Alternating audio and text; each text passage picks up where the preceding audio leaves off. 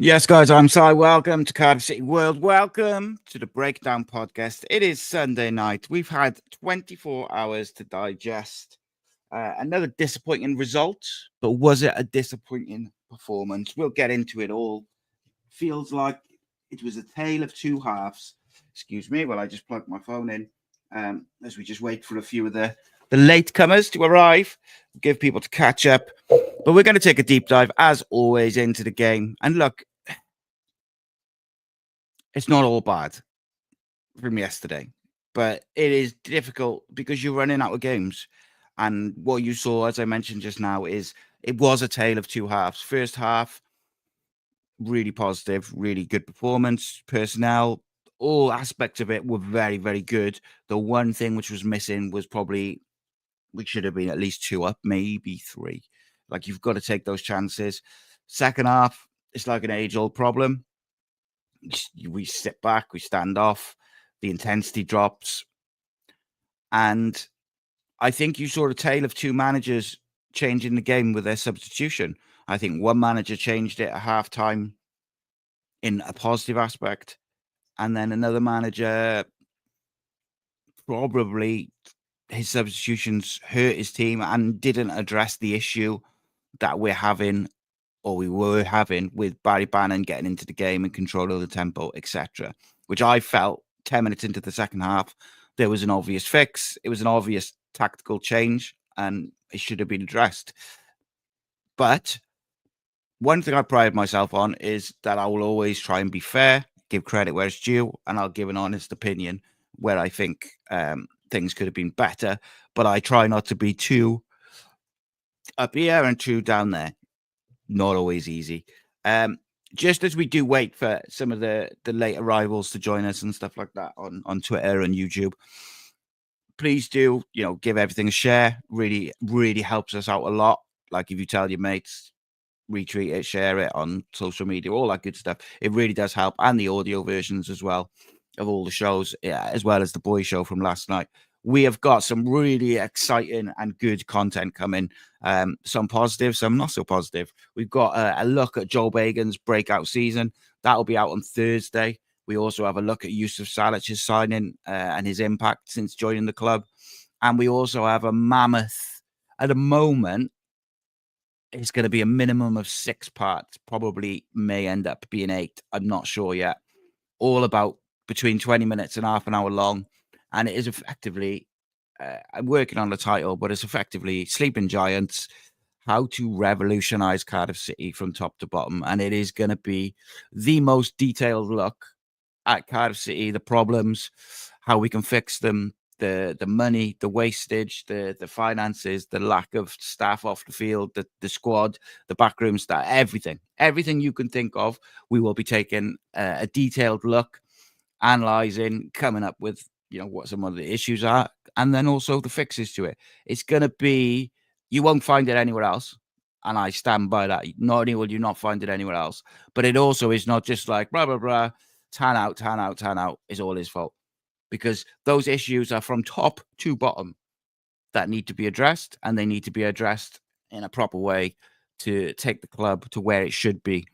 I'm really looking forward to it. It's all written out. The script is all done. So we're going to begin filming that this week. Also, if you're a City fan, obviously you're going to be a City fan if you're, unless you're a Sheffield Wednesday fan. But if you'd like to feature on the radio show this week, the radio show is going to be pre-recorded this week. I'm not available, basically. So if you do want to feature and you want to send me a 5 to 10 minute video recorded on your phone to CardiffCityWorld at gmail.com, send it over, as long as there's no swearing in it. Happy days, preferably in landscape, but not the end of the world. But yeah, just send it over and I'll get it all edited and stuff for Wednesday. Wednesday should be a real good show, actually. Looking forward to it. Got a lot of good stuff. But look, as I say, we've given some time for the latecomers. So one of the things, as I said earlier, I do try and do is I try to be fair, right? So we're all frustrated by the football club. We're all frustrated by the board. We're all frustrated by the lack of football structure, the dropping of points, where we're in winning positions or in a decent position. We're all frustrated by the fact that we look at our squad and we think, how the hell are we in a relegation battle? I get it. But this is about yesterday predominantly. We're going to touch on some other subjects, of course. So let's look at some of the things that went well, some of the things that he got right. Starting 11, obviously the first thing we can look at. We mentioned in the preview Friday that one of the things that I would have liked to have seen was a good defensive structure and then a nice young sort of three behind Yusuf Salic. And we got that. I said play Alves off the left because he's right-footed. He'll cut in and then O'Dowda can do his business. Play Bagan and Fish because they're your most informed centre-backs. He's done that. So you have to give credit because I'm sure the temptation is to bring in some of the experience. You know, some of those experienced players are not available. So was it a case of you go with what you got? I don't know. But either way, you have to give credit for that. The starting lineup was right.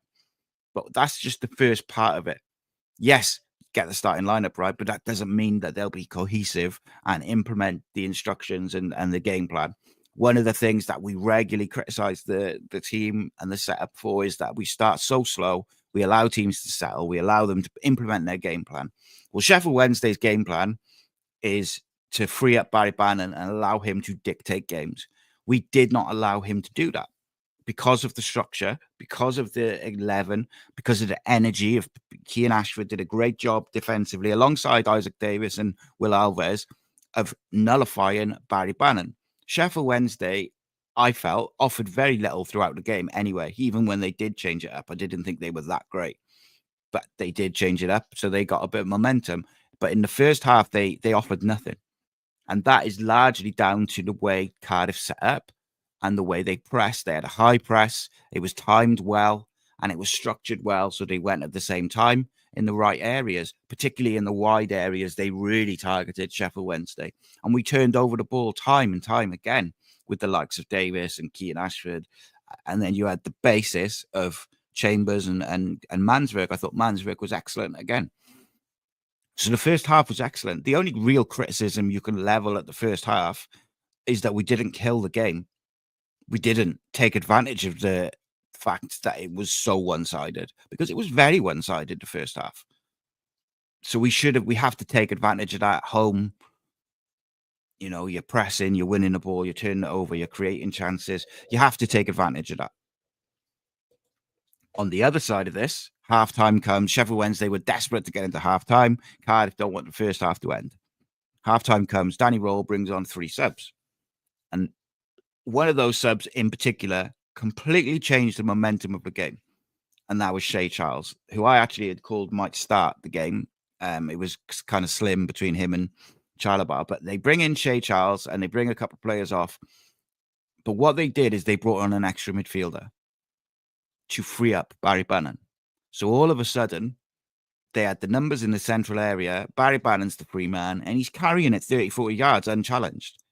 But most of all, he's dictating the game. He suddenly is just popping little passes around, and then suddenly he'll break the lines with a nice little chip ball or a nice switch ball. He's a very, very good player, even at his age. But he became the free man. So for me, first half, Cian in particular did a great job combining with others, but in particular, he did a great job making sure that Barry Bannon couldn't get hold of the game. 10 minutes into the second half, it was very clear that we needed to adapt to deal with that change.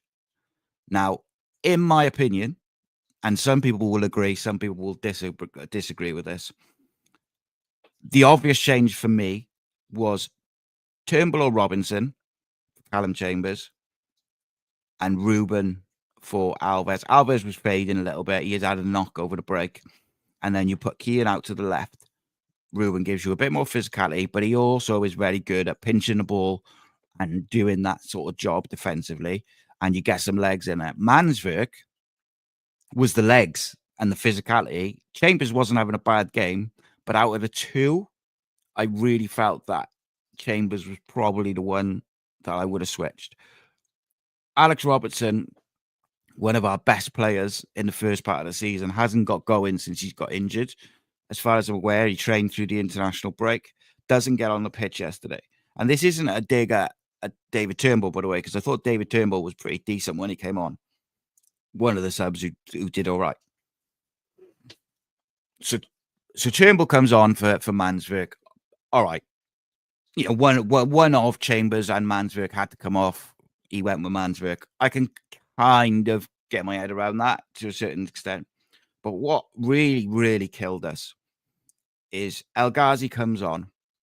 I don't know if he's not fit, if he's had an injury or he's been ill, but he looks so way off the pace. Lacking energy, lacking pace, lacking care on the ball, lacking work rate, which, Isaac Davis and Kean Ashford and Will Alves, not only did he give you so much in the press, so much going forward on the ball, but they give you so much going back. So straight away, you're at a bit of a disadvantage from the first half because El Ghazi doesn't offer that defensive work. All right. I've said before, some players you can allow to cheat if they give you the output at the other end by cheating a little bit. But his lack of pace, his lack of energy, his lack of care on the ball was a real issue. And that slowed us down straight away.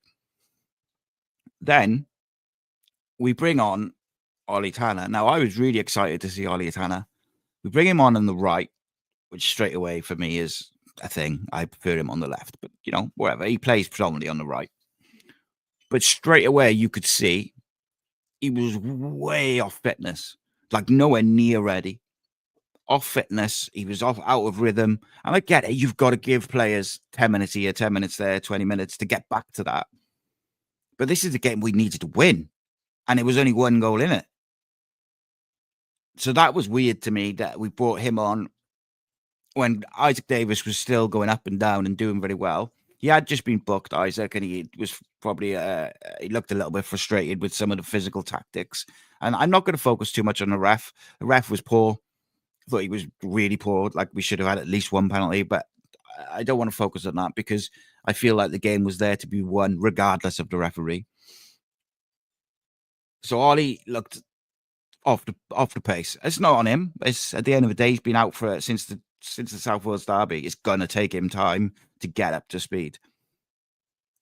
But the people making the decisions should know that he's not up to speed when you've got other players who are up to speed and ready, who can do similar jobs, and Isaac Davis is doing all right anyway. The El Ghazi one, for me, it just felt like a pre-planned sub. One of my real pet hates of modern day football is pre-planned subs. It felt like play an hour and then we're going to bring El Ghazi on. But there's no instinct to that. There's no feel for the game. Danny Rohl could feel the game getting away from Sheffield Wednesday at half-time, makes 3 changes, bold changes, changes the system, changes the personnel, probably gives his players a bit of a rocket, and you see a difference.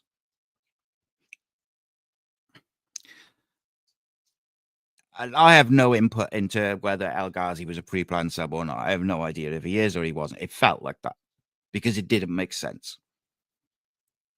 So, I'm sure, you could make arguments for all these different decisions and the reasons why.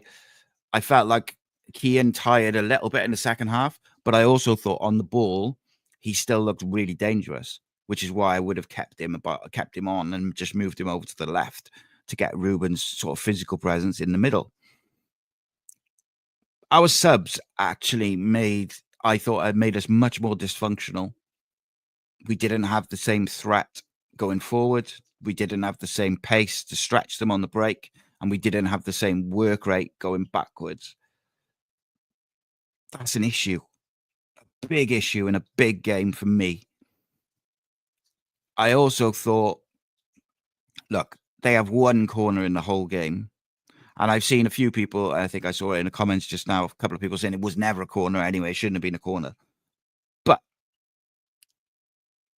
I would question, should Perry NG just get it, just hack it out for a throw-in? Is he trying to be a bit too clever and shepherd it out or win a free kick? I don't know. It's one of them where actually I thought it probably was one of them which you sometimes get as a free kick. Is it a corner? Probably not, but we've got to deal with it. And I thought Will Fish and Bagan were both excellent all game. But you've got to say Fish probably switches off a little. He's really flat-footed for the goal. They do a weird thing where they're all outside the back post, and we don't seem to be ready for it. defensive lapse leads to a goal. You pay for missed chances. You pay for not scoring goals when you're on top. But I also thought yesterday there was an element of that. And whilst I don't disagree with some of the things that the manager said after the game. So after the game, the managers kind of questioned the players' mentality, sitting back, getting nervous, and are they, dropping too deep? They've got to be strong and they've got to be brave and all these things. And I'm paraphrasing, obviously. But 10 minutes into that second half, it was clear for all to see Barry Bannon was getting hold of that game. So we should have done something to combat that.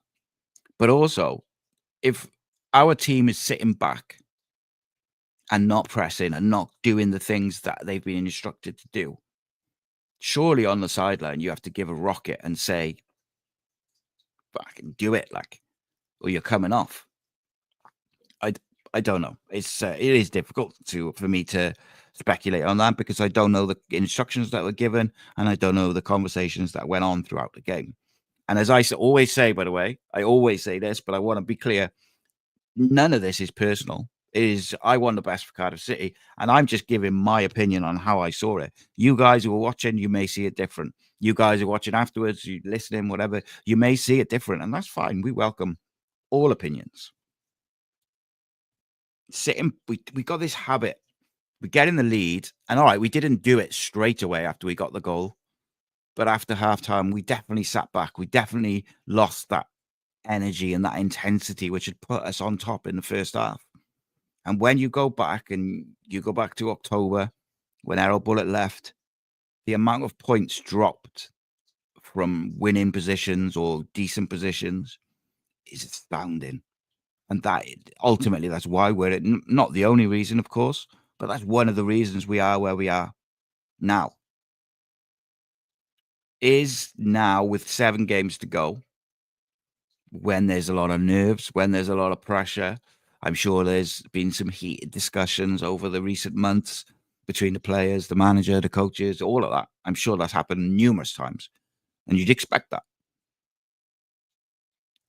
Is questioning the players in public the right way to go? Well, it can be. It can kind of motivate them to prove you wrong and go and say, no, hang on a minute. It's not us. And they go and put in an excellent performance for longer next week. But it could also cause those kind of issues. And, I don't mean this in a Cardiff sense. I mean this in a football generally sense. We've all seen football clubs and football teams throw their managers under the bus at some point when things start going wrong. I hope that doesn't happen. I don't think it will. I think there's enough players within the group who genuinely care for Cardiff City. So I don't think that would happen. But it is a risk to go around that. But equally, and let's be fair, if the manager is frustrated because he feels like they've sat back and they've dropped deep and they've invited that pressure against what they've been told to do, if that's the case, then he's right to question it. He's right to say, well, hang on a minute. We dropped deep and we invited pressure. That's not what I wanted to do. I think that's fair. So it's one of those, isn't it? The problem we've got now is, look, and we're going to carry on breaking it all down. We're going to go through some individual things and all the rest of it, right? But the problem we've got is we're running out of games. The big problem we have is Preston played today against Villa. They now play Derby in midweek. If Derby win that game, it's out of Cardiff City's hands. If we could win all our games and still go down. That's the problem. A couple of teams got dragged in. The Jacks nearly got dragged in, but scored a late equaliser, which kind of probably keeps them just out of it. But QPR are banging it. We beat QPR next week. QPR are banging it. Stoke had a good result. Oxford lost again. They're in it. And I think we got, when we going to kind of contradict myself a little bit. The other day I was saying about people build up these must-win games like Luton and Hull and Stoke and the rest of it. And they say, they're must-win games, the teams around you. But ultimately, you can lose those games, win your other games, and still stay up. Of course, you can. But because we need 3 teams to be worse than us, we need to be dragging as many teams down into it as possible, because then the odds automatically go up. You stay up. QPR, Stoke, and Oxford. 3 winnable games. 3 games we've got to get something out of.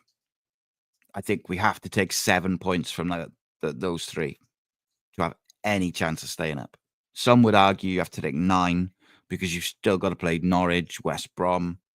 I'm missing someone else as well who is going to, difficult games. QPR next week's massive. Will we be a bit more comfortable away from home? Possibly. Will he set up the same way? Because I would argue that 11 that started is not the worst away team, away 11, because you've got a strong structure and lots of pace on the break. And I think one thing with QPR is they do struggle with the pace. Now, he may make 1 or 2 tweaks. I'm really surprised that Alex Robertson isn't playing. Now, I don't know his fitness situation, whether they're trying to manage that, because he's had hamstring issues before. But if he's fit, he should be playing in some fashion. We got to win a football match, and Ruben Colwell's getting 5 minutes. Go do something with that. Come on. We've all talked about the ups and the downs and the pros and the cons of Ruben. But I think most people have said off the bench with 20 minutes to go against tired defenders, he's kind of your guy, isn't he? And I said it on Friday in the preview. Having guys like him and Robertson as your kind of finishers of games is a real good option. But in order to do that, 5 minutes is not enough to do anything with that. 5 minutes is just simply not enough. But manager will live and die on his decisions. Sometimes I agree with him, sometimes I don't. I thought he got the 11 right at the start of the game. I thought his subs let him down a little bit. Not even the Turnbull one I can kind of understand, although it didn't make sense for me, because I thought we needed to put in a fresh legs in there and move Keane wide to combat Barry Bannon, whoever it was. And so that one, I kind of understand it, but don't. And the other side of it is, and I always say this, we don't have all the information. Don't know if Manswerk's carrying an injury. They might be managing Isaac's injury. Is it his return from injury? And things like red zones and all the analysis that professional teams should have. We don't have access to that. So it's easy to sit here and go, oh, you should have done this, should have done that. But you don't know the ins and outs of every player's fitness and the rest of it. So you have to allow for that also. Let's have a look at some of the comments of what you guys are saying. Rhys David Evans says, fantastic first half. Energy, legs, pace, desire, determination. Second half, weak mentality. Senior players collapsed. Evan says, I'm on the verge of breaking down, but I'm holding it together well. Mate, it's going to get worse over the next 6 or 7 weeks. It is going to be brutal. Never mind squeaky bum time. Not entirely sure my heart and blood pressure will deal with it well. But, we'll be there. We'll do it. And we'll keep going. Just very quickly as well, happy Mother's Day to all the mothers out there. Big shout out to you guys. I'm very lucky and very privileged to have a mother-in-law, and a wife who are just absolutely top drawer. I understand not everyone has that, but yeah, happy Mother's Day anyway. Evening, everybody. Curtis, Gavin, Jonathan, Evan, Graham, Rhys, Alex. Alex says, if Perry wasn't being a tit, they wouldn't have got a corner. Yeah, I didn't understand. Just get rid of it, innit? Just put it out for a throw. It's one of them, innit? Gavin says, why do we always use 5 subs? Why do we always use 5 subs? Keep the same team some games. Yeah, another modern day football habit, innit? You've got to use loads of subs. Sometimes you can just keep it the same. I did think we needed a tactical tweak 10 minutes into the second half. Didn't think we needed such a drastic one. Like, Tanner just looked way off fitness. And look, it might have just been that he just struggled to find the pace of the game. It's difficult sometimes finding the pace of a game as a sub anyway, particularly when you haven't played for so long. And it's not like a dig at him. It's not on him. And obviously he had, I think, 10 minutes at right back as well, which is obviously not his position. But it was like heavy touches, off the pace, just didn't look what he's anywhere near what he's capable of. And then you kind of looking at it and you're like, well, Isaac was looking all right. Like, he was looking pretty sharp still. Didn't look like he was tiring as much as like Alves, who I think has been ill, was tiring. You could see he was struggling a little bit, fading, not struggling. So why not move Keane across and put some extra bodies in the middle? But this I 100% agree with. Graham says could be a very valuable point at the end of the season. Yeah. And he says odd subs as well. You are quite right, mate. The way results went yesterday, that could end up being a really important point. But we just don't know. Evan says we simply can't afford to get relegated. Davis, Ashford, Robertson, Colwell collectively will be sold for 6 million. It'd be suicide. Yeah, mate. Salic, Ruben, Robertson, Turnbull. I would argue that you might find all of them up for sale on the cheap, which is depressing. Evan also says, looking forward to the Sleeping Giants video. Yeah, it's going to be a good series, mate. Like I said, you won't find that anywhere else. Certainly won't find it on BBC or Wales Online. Say that much. Paul says, Si, when Rhys is seeing it on the pitch, the opposition starting to get there, so we sit off. Why isn't he making a sub or two to freshen it up? Soon as Sheffield Wednesday subs changed it for him. Well, half time, there's no need for him to make any subs because we were that good. 10 minutes into the second half, I thought it was really obvious that the additional midfielder was giving them or allowing Barry Bannon to have the ball. So at which point you've got to address that. And you have to counteract that by bringing in a player or a tweak to the system to make sure he's not on the ball as much like he was in the first half. And it just felt like it. We always seem to make like for like subs. And if it's not like for like, it's like we switch to 5 at the back. That seems to be the options. And like Omar Rhys has shown that he's quite adaptable. And when he gets it right, it does look good. Like first half, it looked real good. But then at other times, not so good. Odd subs, I think someone just described that, didn't they? And I think that's probably the way to describe it. So I'd argue like Tanner, if he'd given him 5 minutes at the end, I could understand that. Just to give him some minutes, and he just looked so far from fitness. So far from fitness. And I'm not sure what the score is with El Ghazi. I don't know if he doesn't want to be here or if he's just not fit.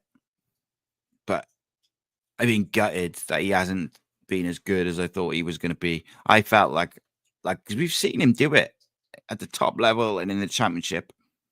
I just felt like get him fit and he'll be unplayable. And we've just not seen that player. Now, is that because if you take a year off from playing football at the age he was at, like late 20s, coming into your 30s,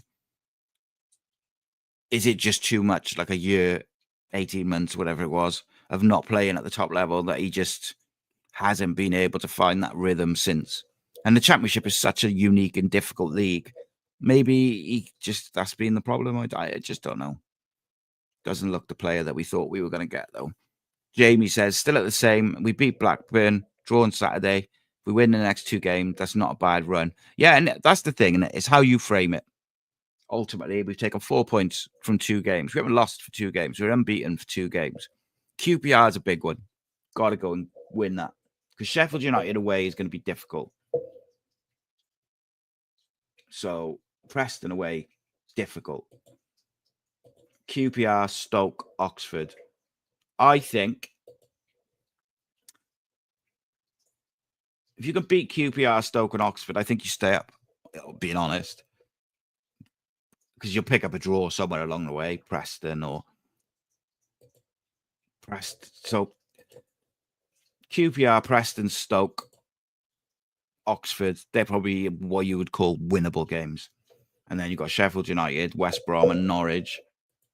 Probably more difficult games. But the Championship's so weird. You could win all those games. You could lose all those games. Like, it's weird. You could go and get stuffed by QPR 4-0 next week and then go away to Preston a couple of days later and win 4-0. Championship is wild.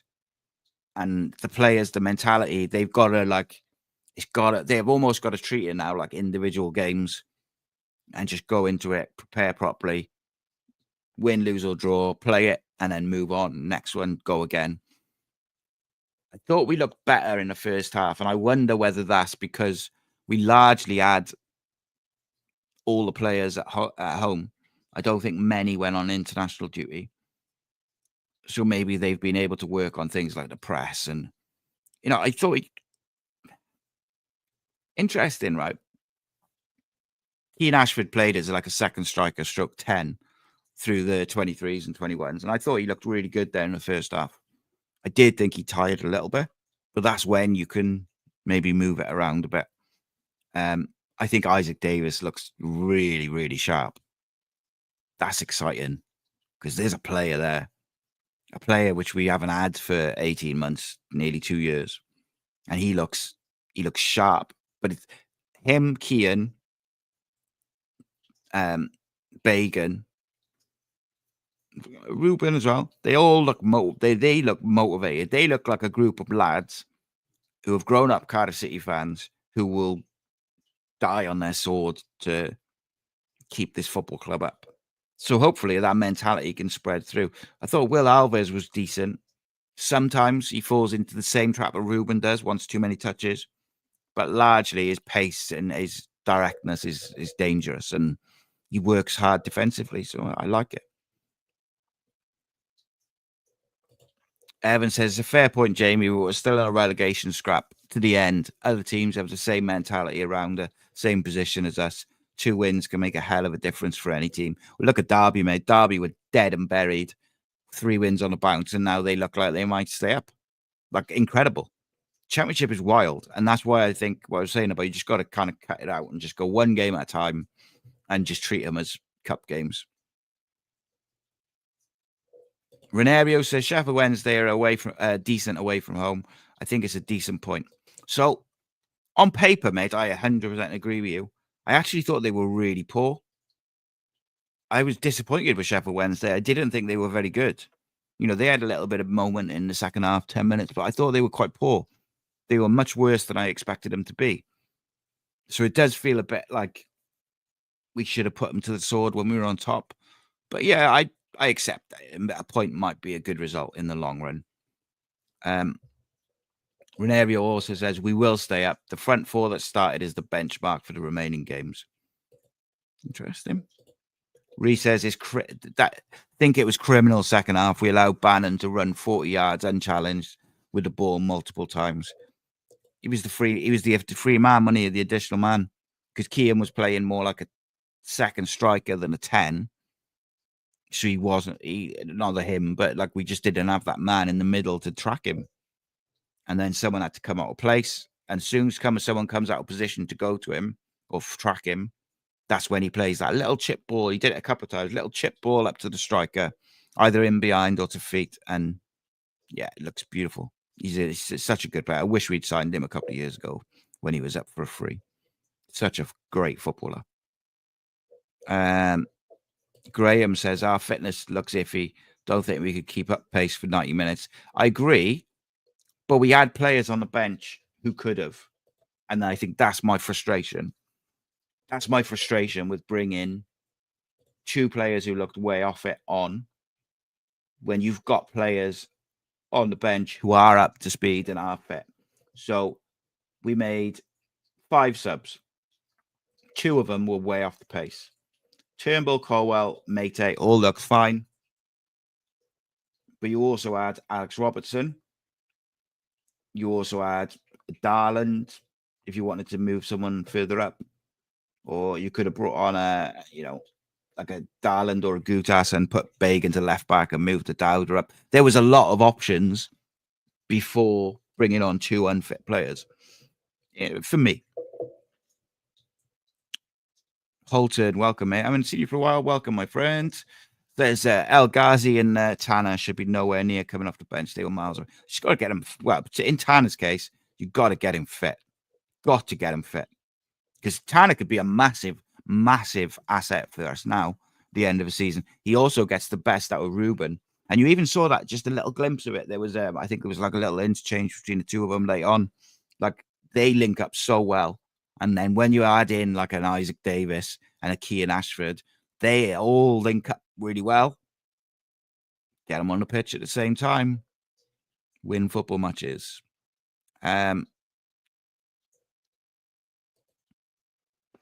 Jamie says Wednesday are far better than Blackburn second half. The lads tried to soak up the pressure, but didn't have the fitness. Tanner was not ready. See, but I don't know. I just felt we just invited pressure when we didn't need to. And I felt like that tactical tweak with the Bannon thing, I thought that was really obvious. Now, maybe that's just me because I'm a bit of a nerd when it comes to like tactics and stuff. So I'm looking at it. But I thought it was obvious. And a couple of people who I did speak to, like they kind of said the same thing. So makes me think that it wasn't just me being a bit of a nerd. But I don't know. It is what it is, isn't it? Everyone sees things differently, I suppose. Evan says Ollie Tanner was rushed back from injury. Holton Tanner was rushed back from injury at Holton. El Ghazi, however, has been a massive disappointment this season. Yeah, I gutted about El Ghazi because I was so excited by his signing. We just seen very small glimpses. I've got to think it's a fitness thing because there isn't a doubt about his ability. Like we've seen him do it in the Championship before, and we've seen him do it at better clubs than Cardiff before. So it's not a question of whether he's capable. He is absolutely capable. He's one of the most talented footballers about. But for whatever reason, he was not getting it out of him. Rhys says Alves wasn't getting forward second half, was saying he should come off to push Ashford wide and then put Ruben in. He would have pressed Bannon, but also offered something that attack with pace either side. Yeah. And this is the thing, something that we talked about with Ruben in that series that I did, or the 2 episodes I did on Ruben, is he is such a better player when he's got wide, like pace in the wide areas. And I just thought it was crying out for him because we've seen him do that defensive job on someone numerous times. The one that sticks out is Jake Livermore last year, but he's done it a few times where, because he's so like long and he's got long legs and he just pinches the ball all the time and physical. So having him in the sort of in the 10 would have hopefully negated the Bannon issue.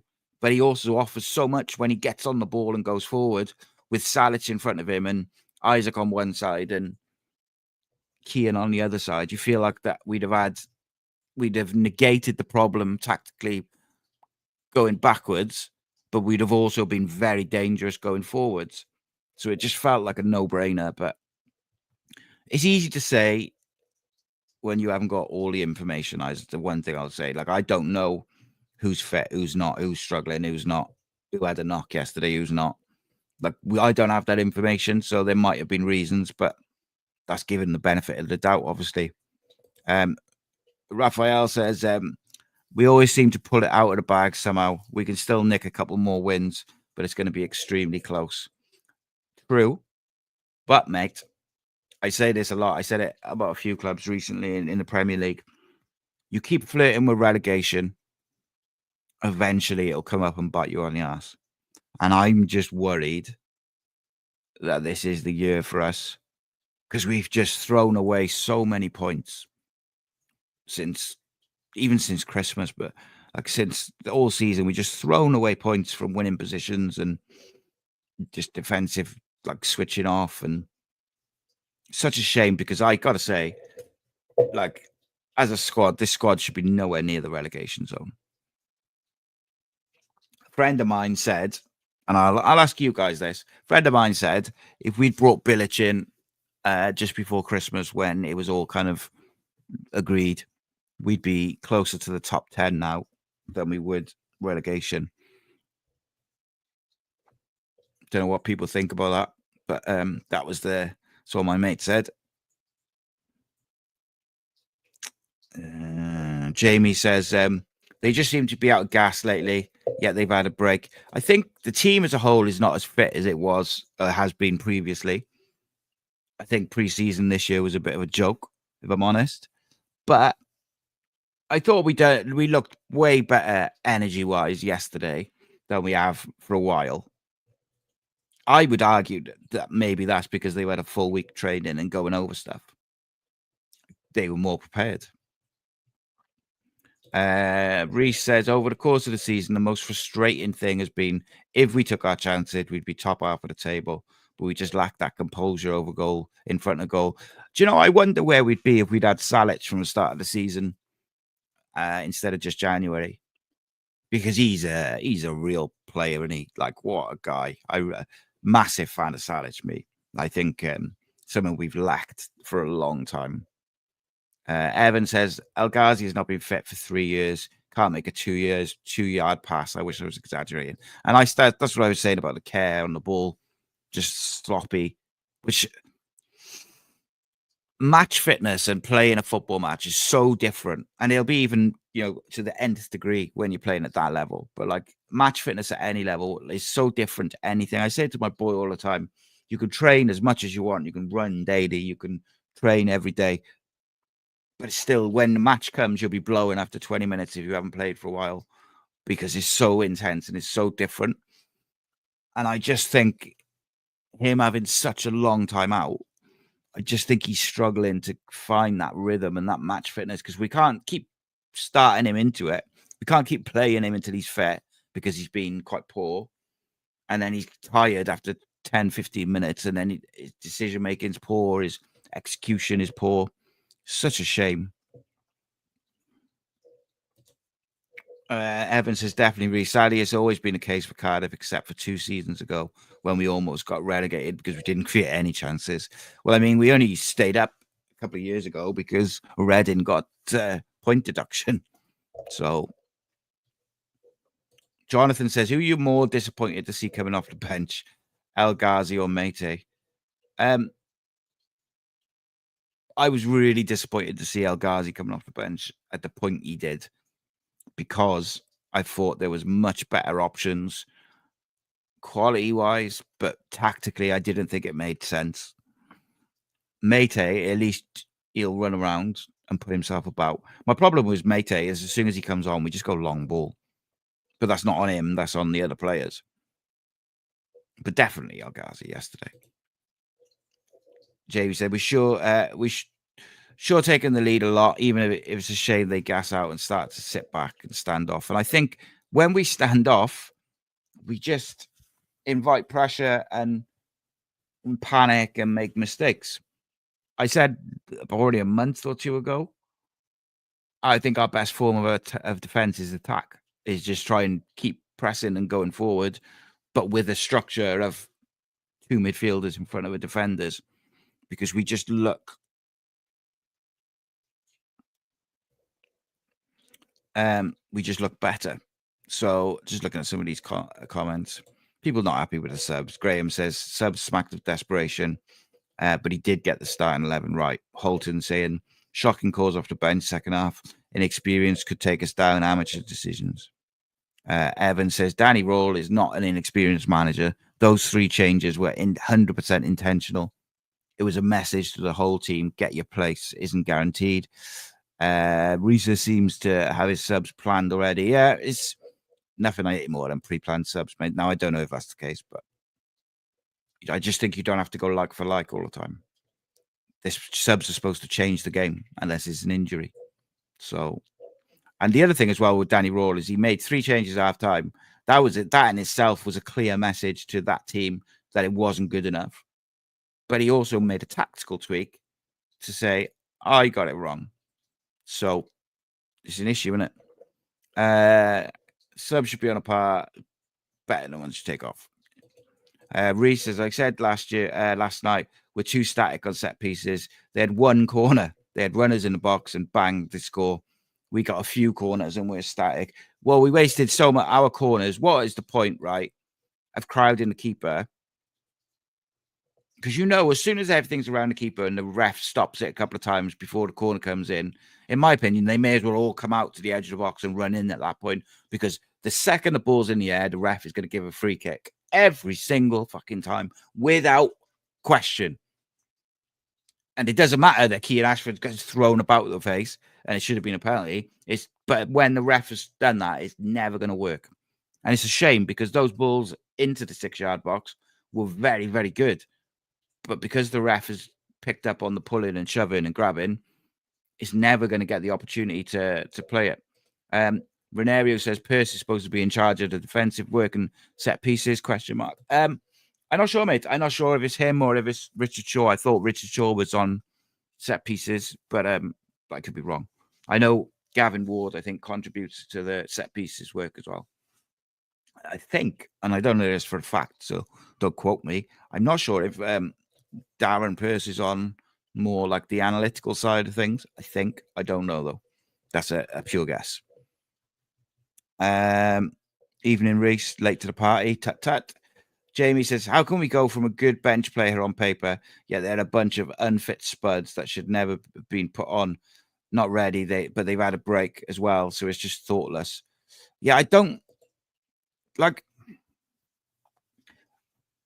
To me, in Tanner's case, it did look more than just found it difficult to find the pace of the game. Like, he looked genuinely like he was just way off fitness. Now, you can't tell me that on Friday or Thursday when they trained, he didn't look way off fitness. Like, he hasn't lost a load of fitness over 24 hours, which means that they knew he wasn't fit and they still put him on early and then asked him to play right back, who was getting forward. Bizarre.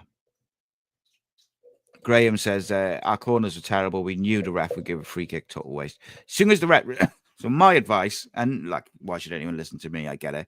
But just in my opinion, as soon as the referee stops it before the corner taker takes the corner and he blows the whistle and he says, well, and he starts having a go and saying, stop pushing, stop showing. All the attacking players should just go to the edge of the box and then just make a normal run in, because the second the ball's in the air, it's a free kick. Pointless, waste of time. Unfortunately, because O'Dowda put a couple of really good corners in, but it was just free kicks. Rhys says, I think he has to side because it's him that's getting all the stick and the players are walking away blame-free. He needs to do that, I feel. I don't know what you're on about there, mate. Oh, are you on about the fact that he called out the mentality? Yeah, I mean, it's probably fair, isn't it? Paul says, mentality is a two-way thing. Players, yes, are at fault for dropping off, sitting back, but Rhys has to see it, especially if he's going to call players out after the game. Mentality and fitness problems. All I can compare it to is my own personal experience, right? When me and my buddy coaching the kids, if they don't do what we're saying, like they're 15, 16, so they're like, old kids. If we give them an instruction or a tactic or a system or whatever, and we say, you've got to do this, this is your job, blah, blah, blah. I know, say they want the wingers to play more like right midfielders, to really tuck in and be a 4 in front of the defense. If they don't do it, we'll tell them a bit more forcefully during the game. And if they still don't do it, we'll bring someone else on who will do it. You don't just allow the players to ignore you.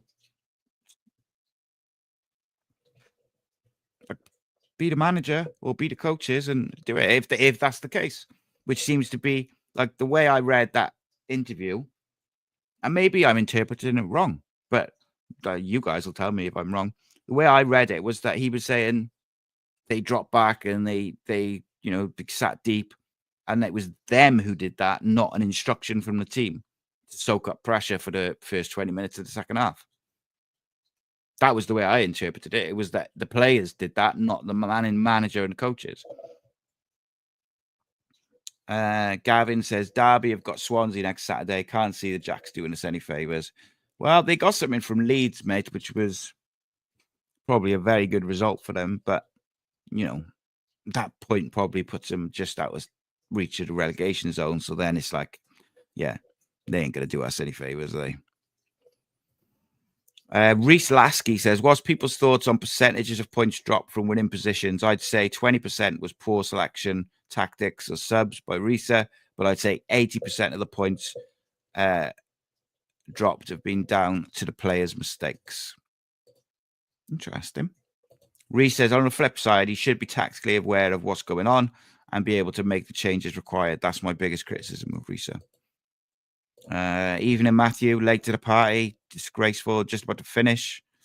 Paul says, every one of us has questioned fitness this season. We're going into the last 7. We look tired after a 2-week break. We should look fresh, especially with most of it being out with injuries. Yeah, it's difficult. Rhys has said on the show back in February that it was make or break month. Pompey, Plymouth, Hull, and Bristol home. We only picked up 5 out of 12 points.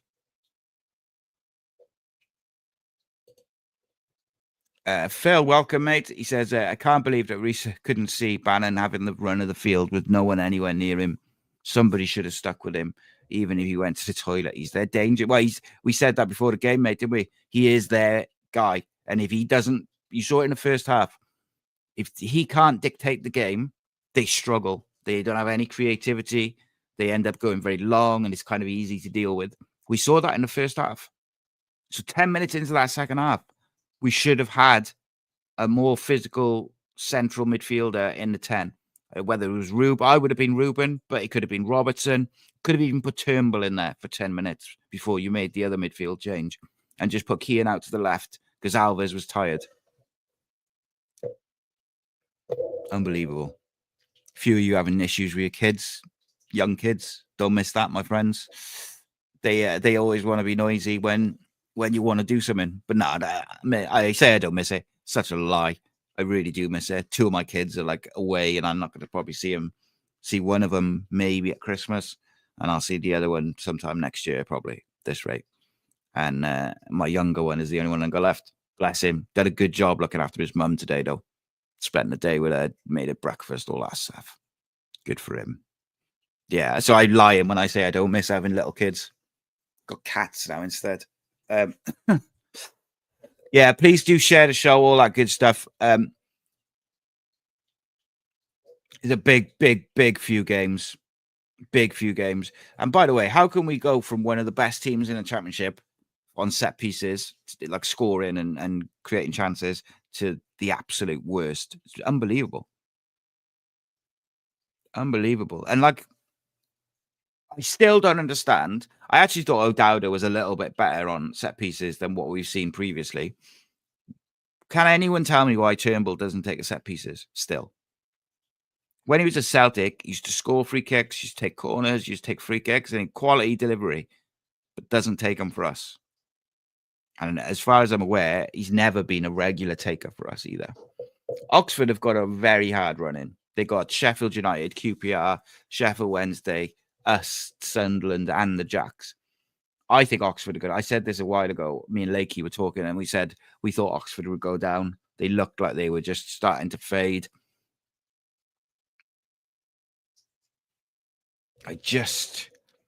I am frustrated by yesterday. Rhys says, why did one of my comments just vanish? Is there anything you're not allowed to say? For example, swearing, although I thought the comment was PG. I don't think so, mate. I don't know. What was the comment? And I'll tell you.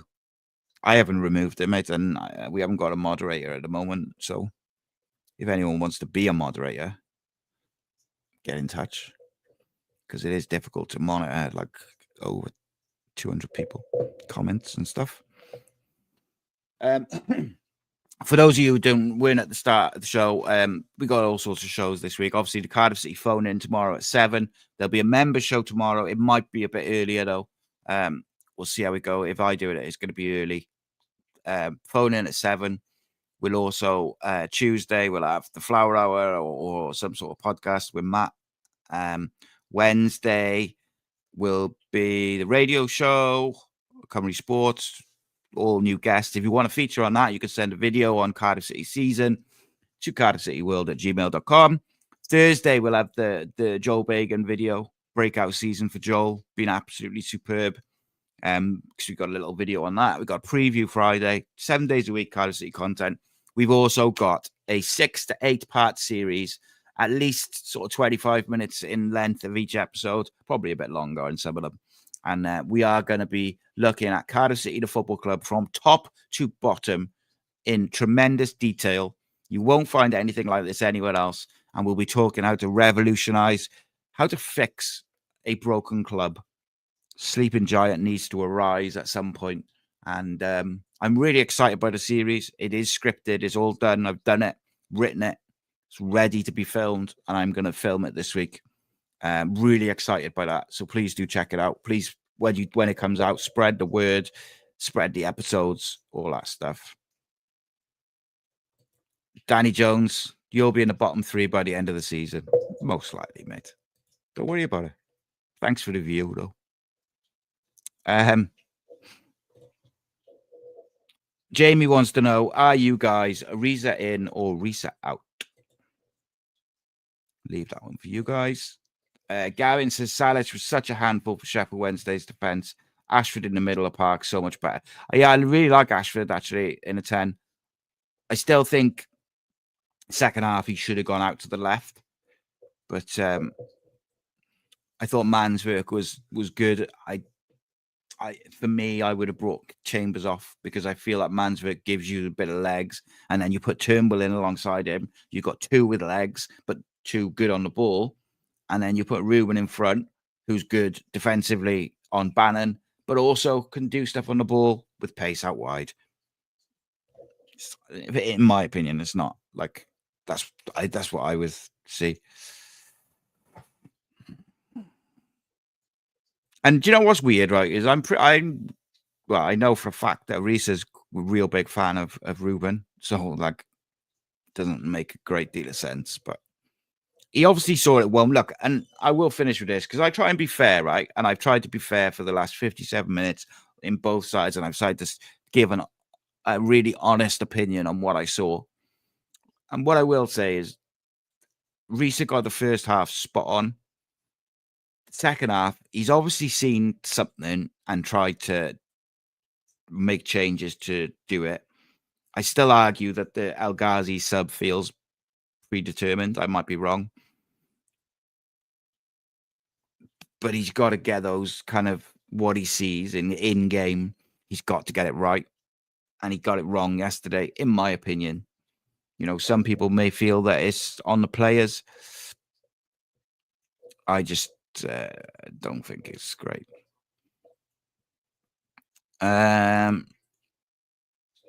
Let's have a look. All right, I'm going to just pick out a couple more. Rhys Lasky says, honestly, people will be quick to moan when a club hire another washed-up journeyman and they revert to playing all the old donkeys over the exciting youth.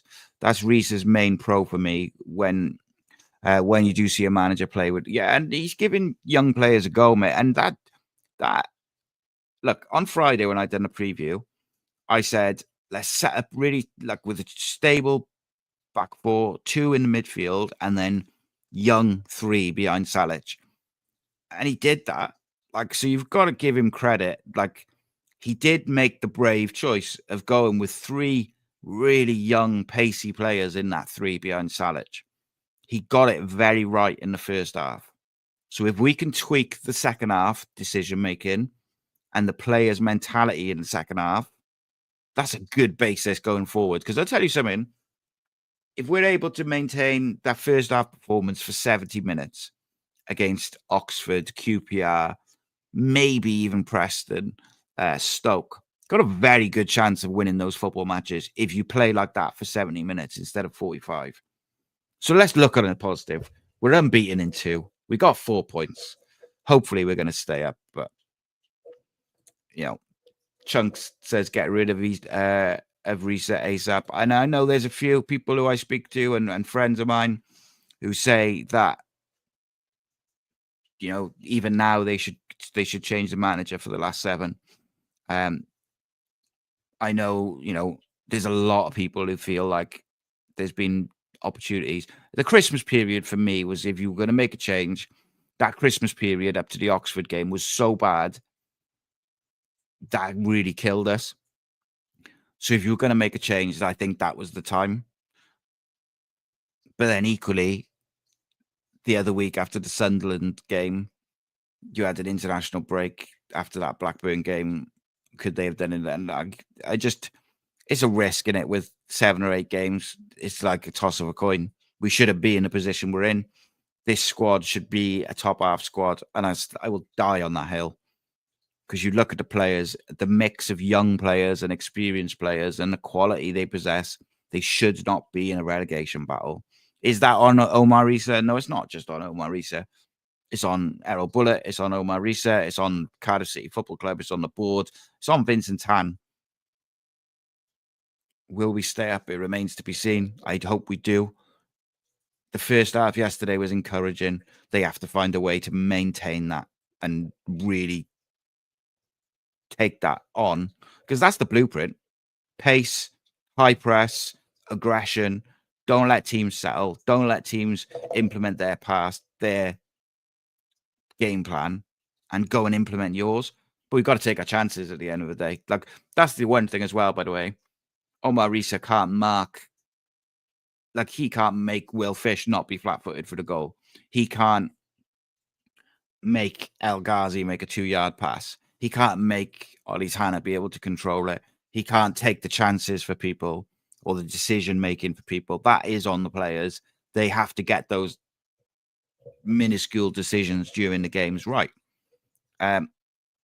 Just wanted to say, by the way, my player in the match yesterday, I found it really difficult to separate Kean Ashford and Isaac Davis. I think Isaac Davis looks so sharp. And I'll be very disappointed if he's not starting the next game. He's got a whole week's rest, so there's no excuse to rotate. The only change I would like to potentially see is if they want to bring in Ruben or Robertson or Turnbull, maybe you move it around that way. But from a fitness point of view, unless they've got injuries, I don't want to see changes. They've had a big week, a big week's rest. Rhys says, I'm Rhys in. If he's allowed to bring his own players in the summer and clear out some of these that maybe the club won't let go, I think when his football comes off is exciting. I can see there's a blueprint there, mate. I tend to agree to a certain extent. However, I mean, I like a broken record. I still say the football club needs a football structure. And if they were going to have a young manager who's as inexperienced as Omar Risa, got to have someone in there who's experienced with him. Like, they set him up to fail in the first place, to be the scapegoat. Because if we go down, everyone's going to blame Omar Risa. And yes, he's got to take responsibility for his own stuff and his own decisions and some of the things he's done. But it's not on him. It's on the owner and the board making shit decisions for the last 10 years. I'll finish on this because I agree with it massively. Jonathan said, I'd love to see AD Viviash added as an assistant and Jody Morris as a coach. 120%, mate. How long have I been saying that? Dylan Lawler. Don't like seeing him linked with other players. Phil says, Kean, man of the match for me. Thought his dribbling was great. It was a long time since we've seen that. Yeah, I thought Kean was excellent, mate. It was really close between him and Isaac. I thought Kean faded a little bit in the second half, but I really liked what he did. But I felt they had to move him out of the middle in the second half to combat Barry Bannon. Like, it's all opinions. We've got opinions. I've got opinions. You've got opinions. Omar Risa saw the game yesterday, and he would have had his opinion of what he saw. The coaches maybe had different opinions. The board, people, fans, everyone's got an opinion. Ultimately, we've got to get behind the team, and I still believe that Cardiff will stay up, but it's going to be stressful. Get your blood pressure medication and your monitors out, because I think you're going to need it. I really appreciate everyone who's watched this evening. As I said before, please do spread the word. Join the boys for the phone in tomorrow. Join the boys for the different shows and stuff and the videos and everything. Like, just spread the words. 7 days a week, Cardiff City content. And if you want to feature on the radio show this week, send a 5 to 10 minute video or whatever. Just send a video to CardiffCityWorld@gmail.com. You need to send it in by Tuesday if you want to feature. Tidy, but keep the faith. The Blues are staying up still.